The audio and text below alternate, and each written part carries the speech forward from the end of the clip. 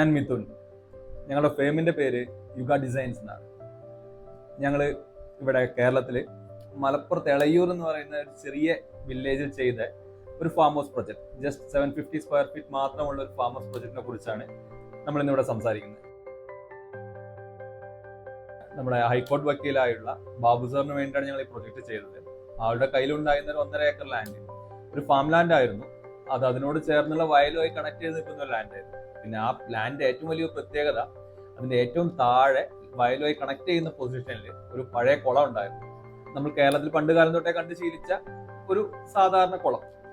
അപ്പൊ ഞങ്ങൾ ആ സൈറ്റിൽ പോകുന്ന സമയത്ത് ബാബു സാറിന്റെ ആവശ്യം ആക്ച്വലി ആൾക്ക് കൊച്ചിയിൽ നിന്ന് നാട്ടിലേക്ക് ട്രാവൽ ചെയ്യുന്ന സമയത്ത് താമസിക്കാൻ ഒരു സ്ഥലം വേണം, ബട്ട് അത് കുറച്ച് സ്പെഷ്യൽ ആവണം. അതുപോലെ തന്നെ ആളുടെ ഫ്രണ്ട്സിനും ആളുടെ നാട്ടിലുള്ള കസിൻസിനും ഒക്കെ ഇടയ്ക്കൊന്ന് വന്ന് ഹാങ് ഔട്ട് ചെയ്യാനുള്ള ഒരു പ്ലേസ് ക്രിയേറ്റ് ചെയ്യണം, ഇതായിരുന്നു. അപ്പൊ അത് എങ്ങനെ ഡിഫറെന്റ് ആയി ചെയ്യാം, ഈ സ്പേസിന്റെ പ്രത്യേകതകൾ എങ്ങനെ നമ്മൾ ആ പ്രൊജക്ടിന്റെ ഭാഗമാക്കാം, ഇതൊക്കെയായിരുന്നു നമ്മളെ ഇനീഷ്യൽ തോട്ട്സിൽ വന്നത്. അപ്പൊ നമ്മൾ ചെയ്തൊരു കാര്യം, ഈ സ്പേസിനെ എങ്ങനെ യൂട്ടിലൈസ് ചെയ്യാം, ആ സ്ഥലം തരുന്ന കുറെ പ്രത്യേകതകൾ ഉണ്ടായിരുന്നു, അത് എങ്ങനെ നമ്മളെ പ്രൊജക്ടിന്റെ ഭാഗമാക്കാം എന്നൊരു തോട്ടിലായിരുന്നു ഞങ്ങൾ ആ പ്രൊജക്ട് സ്റ്റാർട്ട് ചെയ്തത്. ആ പ്ലോട്ട് നിന്നിരുന്നത് ഒരു വളരെ സ്ലാൻഡിങ് ആയി വന്ന് നമ്മളെ പാടത്തിലേക്ക് അഥവാ നമ്മളെ വയലിലേക്ക് ജോയിൻ ചെയ്യുന്ന രീതിയിലുള്ള ഒരു പ്ലോട്ടായിരുന്നു. നമ്മൾ അതിൽ പിക്ക് ചെയ്ത സ്ഥലം ഏറ്റവും താഴെ നമ്മളെ പാടവുമായി ജോയിൻ ചെയ്യുന്ന കുളത്തിനോട് ചേർന്ന് നിൽക്കുന്ന ഒരു ലൊക്കേഷനാണ് ഞങ്ങൾ ഈ പ്രൊജക്ട് ചെയ്യാൻ വേണ്ടി പിക്ക് ചെയ്തത്.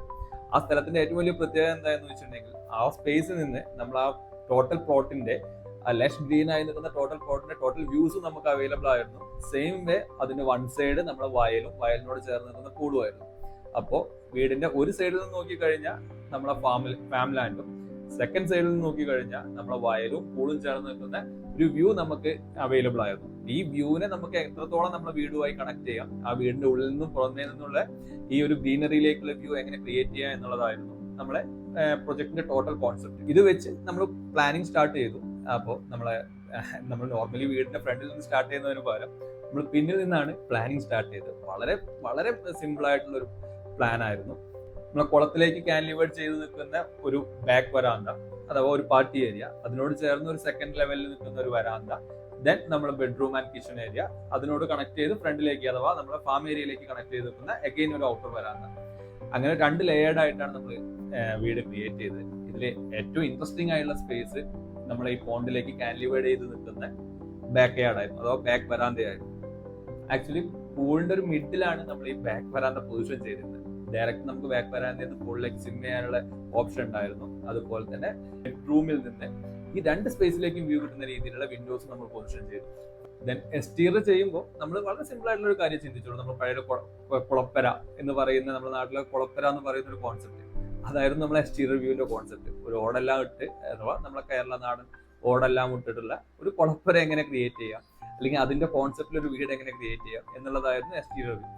വളരെ സിമ്പിളായി സിംഗിൾ റൂഫിങ്ങോട് കൂടി വുഡ് പാനൽ ചെയ്ത വാളോട് കൂടിയുള്ള ഒരു ചെറിയ വീട് എന്നുള്ളൊരു നമ്മളെ ഉദ്ദേശിച്ചൊരു ടാർഗറ്റിലേക്ക് നമ്മൾ പിന്നീട് മൂവ് ചെയ്യുകയായിരുന്നു. നമ്മൾ ഈ വർക്ക് സ്റ്റാർട്ട് ചെയ്യുമ്പോൾ തന്നെ ഇനീഷ്യലി തന്നെ നമ്മൾ പ്ലാൻ ചെയ്തായിരുന്നു, നോർമലി നമ്മളെ സ്ഥിരം പ്രൊജക്ട്സുകൾ യൂസ് ചെയ്യുന്ന മെറ്റീരിയൽസിനെ എന്ത് ഡിഫറെന്റ് ആയിട്ട് ചെയ്യാം, എങ്ങനെ ഒരു ഇൻട്രസ്റ്റിംഗ് ആയിട്ടുള്ള ഒരു കോൺസെപ്റ്റിലേക്ക് ഇത് വീട് മാറ്റിയെടുക്കുക എന്നുള്ളൊരു പ്ലാൻ ഉണ്ടായിരുന്നു. അത് ബേസ് ചെയ്തിട്ട് തന്നെ നമ്മൾ ഇതിൽ കല്ല്, മണ്ണ്, സിമെന്റ്, കോൺക്രീറ്റ്സ് ഇതൊന്നും നമ്മൾ യൂസ് ചെയ്തിട്ടില്ല ഈ പ്രൊജക്ട് കംപ്ലീറ്റ് ആയിട്ട് GI സ്ട്രക്ചർ ചെയ്ത് വാൾസിനെല്ലാം വുഡൻ പാനലിങ്സ് ആണ് കൊടുത്തത്. വാള് വുഡൻ പാനൽ ചെയ്ത്, ബേസ് എല്ലാം നമ്മൾ എന്ത് ചെയ്തിട്ടുണ്ടെങ്കിൽ വുഡൻ ഫ്ലോറിങ്സ് തന്നെയാണ് അഡീഷണൽ ചെയ്തിട്ടുണ്ടായിരുന്നത്. ദെൻ റൂഫിങ്ങിന് നമ്മളെ കേരള ടൈൽ, നമ്മൾ സ്ഥിരമായി യൂസ് ചെയ്യുന്ന പ്രൊഡക്റ്റ് ആണ് കേരള ടൈൽ. കാരണം അത് ഞങ്ങൾ ആ പ്രൊഡക്റ്റുമായിട്ട് ഭയങ്കര അറ്റാച്ച്ഡ് ആണ്, അതുകൊണ്ടായിരിക്കാം റൂഫിങ്ങിന് കേരള ടൈൽ തന്നെയാണ് യൂസ് ചെയ്തത്, അഥവാ മറ്റ് ടൈൽസ് ആണ് യൂസ് ചെയ്തത്.